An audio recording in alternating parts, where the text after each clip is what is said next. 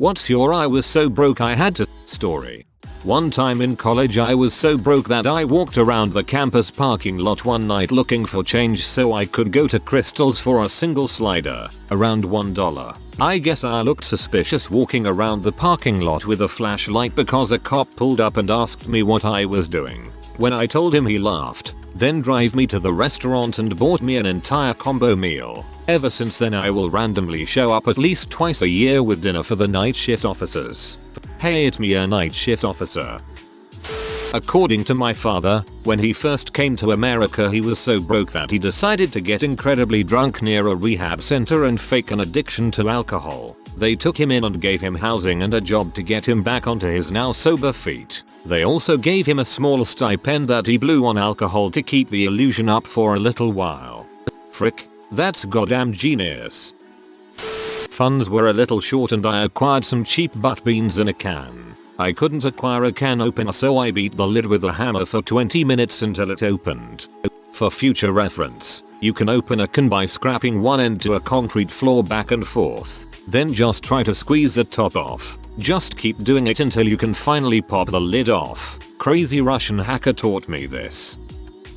I once found a soaking wet pair of windbreaker style sweatpants in an alley. They were covered in dirt, totally soaked, and who knows what else was on them. I needed clothes that badly, so I went home, got a garbage bag and brought them back to wash them. I still have them. They're good pants.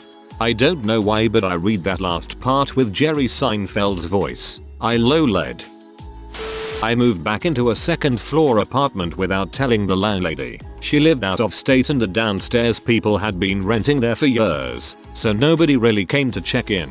So I moved my stuff in, just told the downstairs people I'm back and lived there rent free. It only worked because the house was converted to apartments without splitting the power and water meters, so the arrangement was always to split it between tenants. So the downstairs lady just split the bill with me. I lived there and only paid utilities for a couple months until I paid off a few outstanding debts and saved up for a deposit on a decent place. I didn't buy food, I'd hang out at the dumpster of a Little Caesars where a couple friends worked. At the end of the day, they'd take the leftovers to the dumpster to pitch. They would get in trouble for giving it to me, so I'd hide inside the dumpster below the edge, and they'd gently drop the boxes to me in case their manager was looking.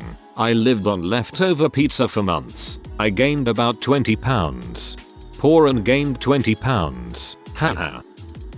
One time when I first moved out, I lost my job and couldn't afford my rent for the month. Still managed to eat thanks to government assistance and the local food bank. My 80-year-old great-grandmother wrote me a check for $600 which allowed me to keep my home. I felt so unbelievably guilty. She's living off of Social Security and her late husband's pension, and still found that stack of cash for me. Years later, when I had the money to spare, I went back to her and gave her a check for $600. I told her I was paying her back for the one time she paid my rent. She looked at me, smiled, tore the check in half, and gave me one of those frail old lady hugs. I broke down crying right then and there and she cheered me up with cookies. I try to visit her as often as I can now. I want her to feel totally loved before she's gone.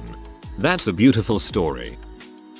I was cooking rice and broke a wine glass next to the bowl. There were shards of glass throughout the bowl of rice, but I ate it anyway, picking them out as I went. ETA, I broke a wine glass that I had washed and was putting away. I wasn't washing down the glass shards with wine.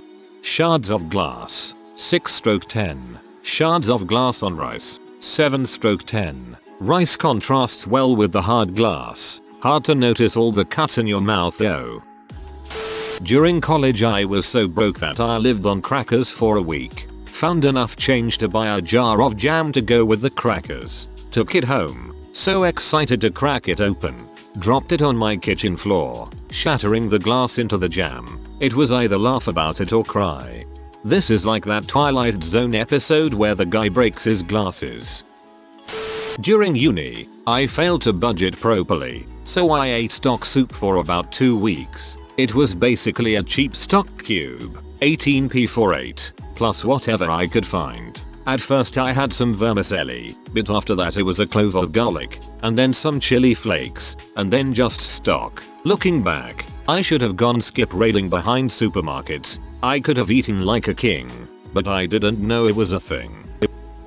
When I was 7-11ish, my mom used to suggest that we play the let's build a den upstairs and all stay in it all evening and pretend it's a post-apocalyptic world where there's lava downstairs and we have to camp out with no electricity and eat cold packaged food because the kitchen is in the downstairs lava area game some evenings. I realized years later that we were all hiding from people who were coming to the house to collect money she owed for bills. If we pretended not to be in, there was nothing they could do. I know it's not that bad and a lot of other people had it much worse. I just remember the way she dealt with it is all. Jesus, that's rough, buddy. Hope everything's okay now. A guy I knew told me he made $25k the previous summer working on fishing boats in Kodiak. I arrived on Kodiak Island with $80 in my pocket and a few leads. Promptly gave the $80 to the owner of a bunkhouse for 4 nights stay and started stomping the docks. With 1 night left until complete homelessness, I got on a crew for a halibut run and the skipper let me stay on the boat for a couple days until the season opened. For 2 days I ate the pepperoncini and white bread that was left on the boat and collected cigarette butts off the ground, which I emptied the tobacco out of and bummed rolling papers to make some cigarettes. I once had to choose between buying food for my cat and food for me. In a stroke of luck, I spotted a large tin of tuna fish in the clearance bin at the supermarket, so we both ate. I once had to choose between buying food for my cat and food for me. Please don't eat the cat. Please don't eat the cat. In a stroke of luck, I spotted a large tin of tuna fish in the clearance bin at the supermarket, so we both ate. Sigh of relief. Not me, but my Lithuanian friend at uni. That girl is out of this world. She worked tirelessly to afford studying here in the UK, £3,000 tuition PA back in the day, plus very pricey accommodation because the UK government assumes you're stinking rich if you go to uni here as a foreigner. Even though she had a nice bit of spare cash in the bank at the end of every month, she put her disposable income straight into her savings. No bars, no meals out, no pretty clothes. I have witnessed her living on a £10 budget for a whole month. More than once, we'd regularly try to offer her some cash here and there, because living on rice and butter for extended periods of time is not great for you. She wasn't having any of it. We haven't spoken in a while, but I'm 100% sure that she's well on the way to becoming stinking rich.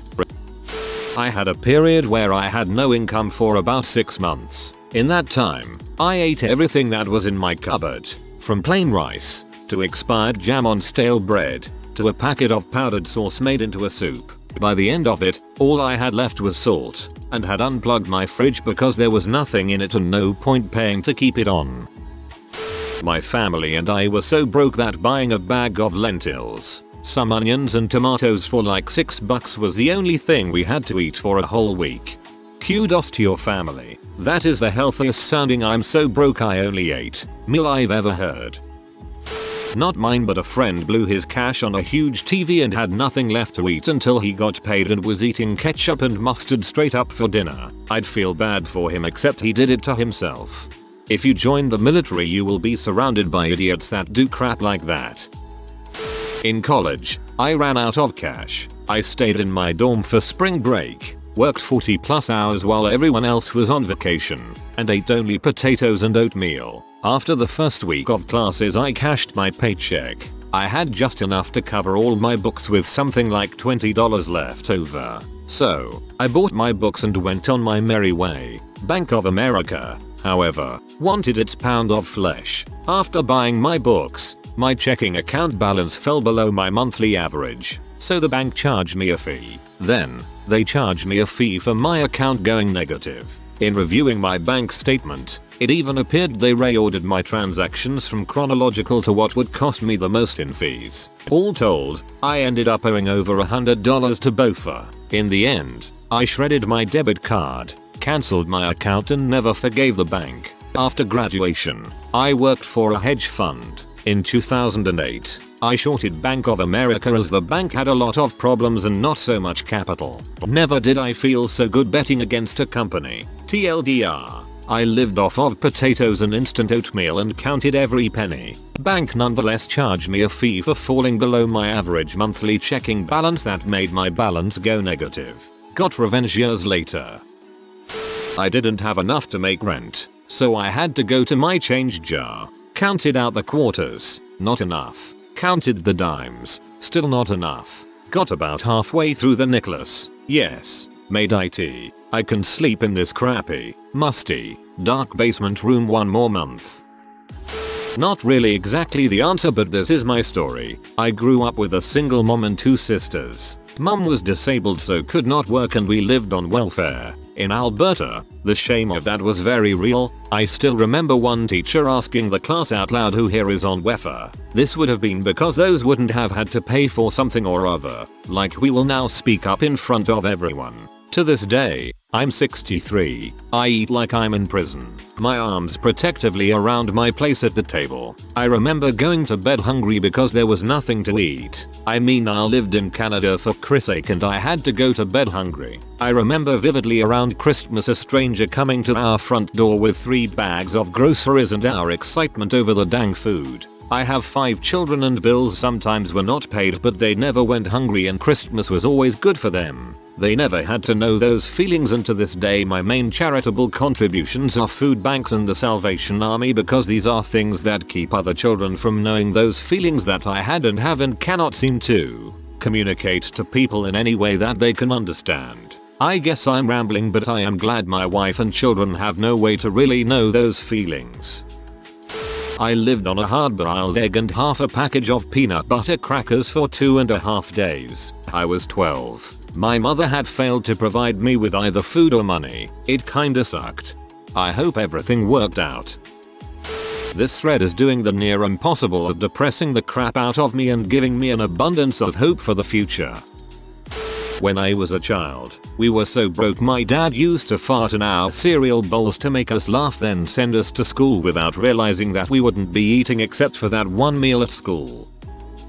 I was working as a temp, and I was getting ready to leave for a 12-hour midnight shift in a dog food factory. I had less than 1/8 of a tank of gas, and I knew I wouldn't make it there and back. I spent the whole 12 hours worrying about how far I would have to walk home. It was driving me crazy. In the morning, I took my dog food smelling t-shirt off, put it over the gas gauge so I wouldn't state at it, and started driving. I put my car in neutral rolling down hills. Probably didn't do anything, but it felt proactive, and coasted as much as possible. I made it to about 15 kilometers from home when my car died, and started walking. At 19, this was the lowest I'd ever felt, but it also became furnace that hardened my resolve to get my life going in a positive direction.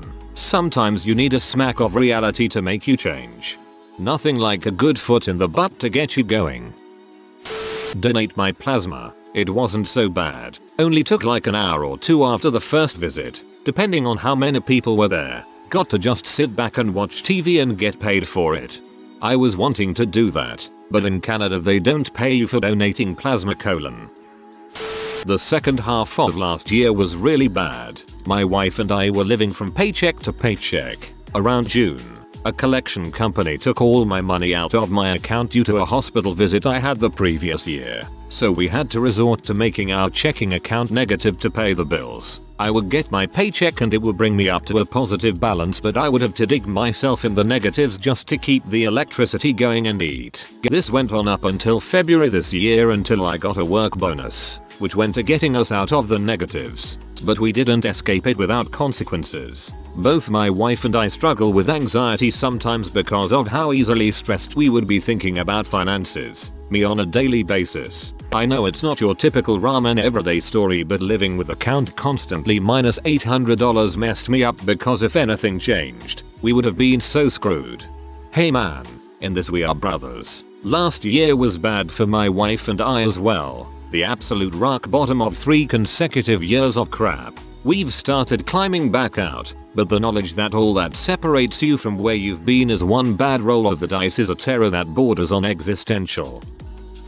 Let me tell you of my childhood. At one point I lived in a burned out garage. It had a dirt floor, windows without glass, and a doorway without a door. We covered the windows with sheets, and the doorway with a folded fridge box. My sister and I bathed in a cheap kiddie pool my mom found on the side of the road and patched up with duct tape. She showered by tossing a water hose over a tree branch. She cooked our dinners on an oven rack propped up on cinder blocks. Our toilet was the bushes out back. For 3 weeks one time our only food consisted of eggs and bread because that was all we could afford. Our clothes came from dollar stores, grocery stores, yard sales, and thrift stores. Walking everywhere because you couldn't afford a car, and when you could afford a car it was always on the verge of breaking down, held together with duct tape, Bondo, and hope.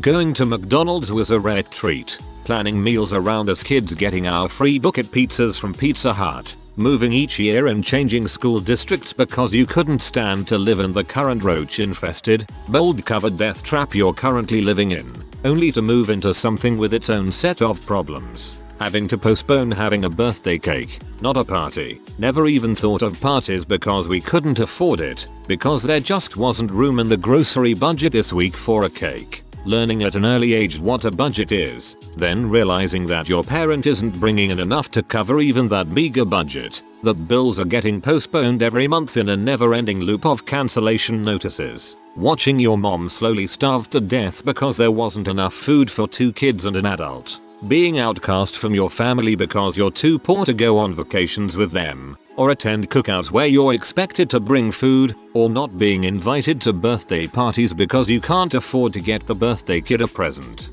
Getting up at the wee hours of the morning to stand in line at food banks, clothes closets, and churches. Sometimes having to do this before school because your mom can't afford a babysitter. Knowing the shame of being on food stamps and Medicaid. Seeing the dirty looks of those better off than you are when you're having to use one or the other. Being made fun of because you couldn't afford to go see the latest movie or played the latest game. Having to get a job at 14 just so your mom doesn't have to work 2 jobs just to keep a roof over your head and food on the table. The worst part though, the absolute worst part, aside from mom nearly dying, was having to use rose art crayons from time to time. Dang. Hope you are all doing well now. Also, frick rose art. Seriously, hate those things. I buy Crayolas at the extreme back to school sales and donate them in hopes of saving others from the frustration that is rose art. My first semester of college I worked nights and went to school monwed free. On Tuesdays I worked a second job after my night job. Every day I had expired protein powder. Got it for free from my brother, with water for breakfast. Dinner time, a $49 burrito for lunch. Lunch was around 2 AM at the store I stocked shelves in, and a turkey sandwich for dinner. Breakfast time. I wasn't starving, but dang was I tired.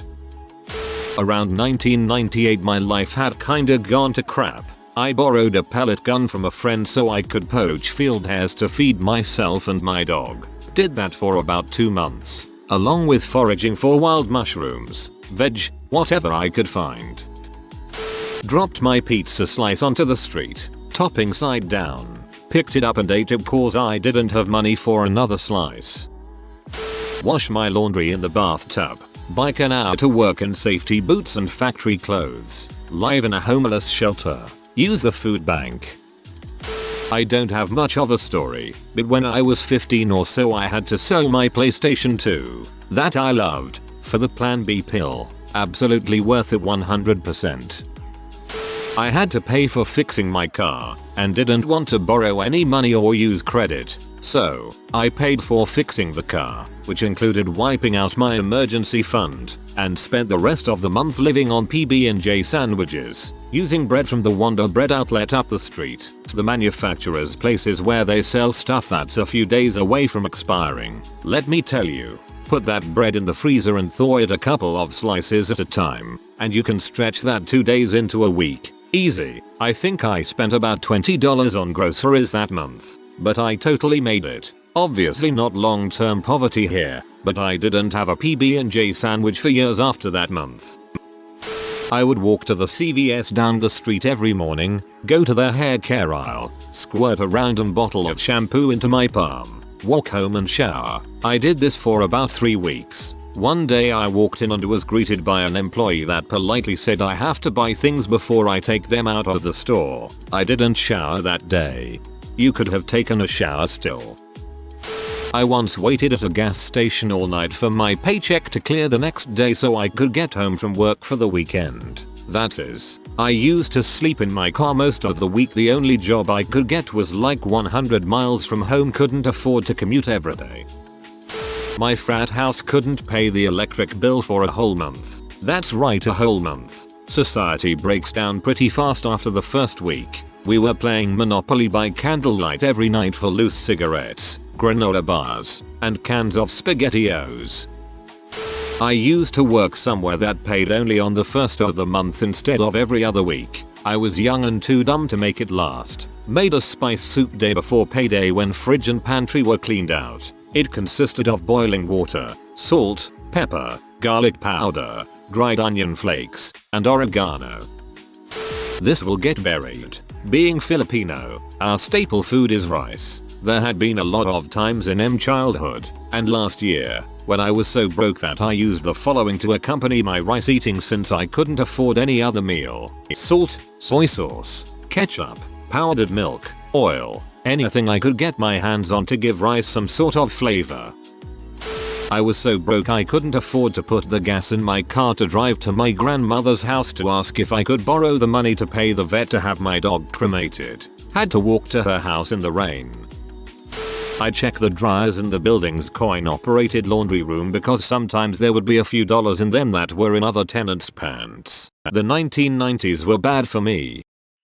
My dad had a great "we were so broke" story. He was a young child during World War II, the youngest out of 9 kids. His family was a poor fisherman family, so when their town, Rotterdam, was invaded they were so badly hit that they started cooking potato peels that they stole out of the Germans' trash just to survive. So one day my grandmother, who was a real tough lady, went out and stole, killed and cooked the neighbor's cat. First meat they'd seen in months. The adults told the kids it was okay because the cat was a Nazi sympathizer. His dad even fashioned a tag with a swastika on to prove it. Luckily my dad was picked when Red Cross came round. They had a summer program where they took the most starved out kids and sent them to Denmark to get fattened up. And that's basically how he ended up meeting my mother.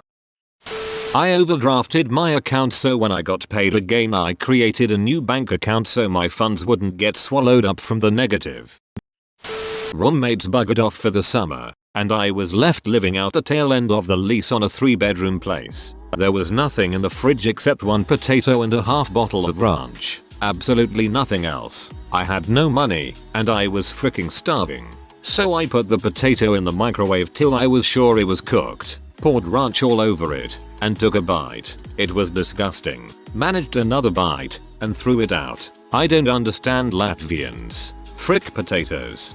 Would have been fine with ketchup, bro.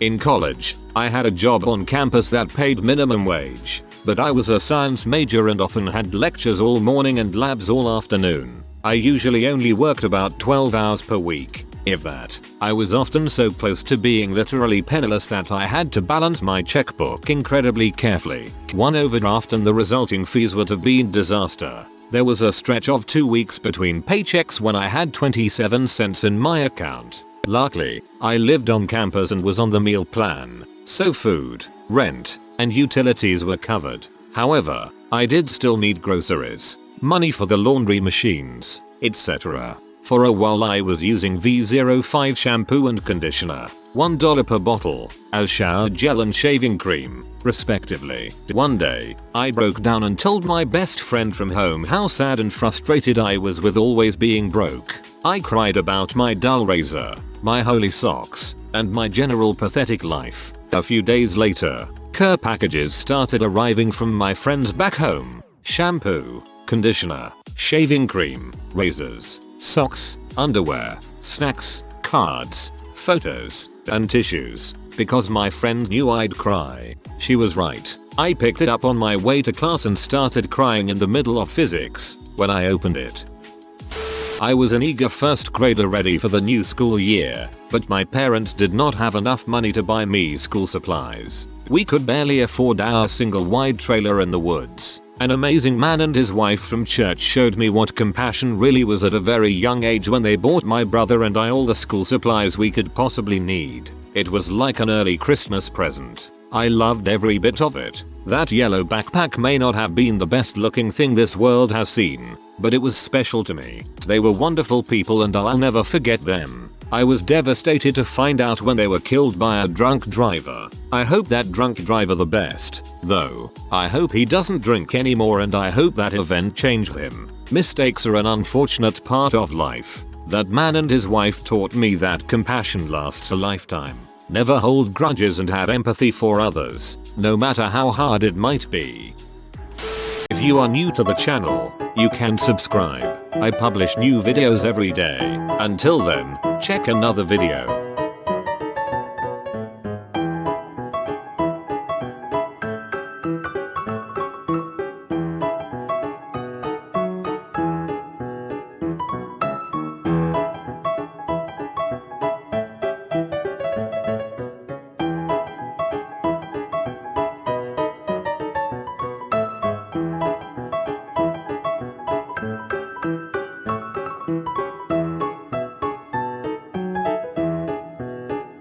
Bye for now.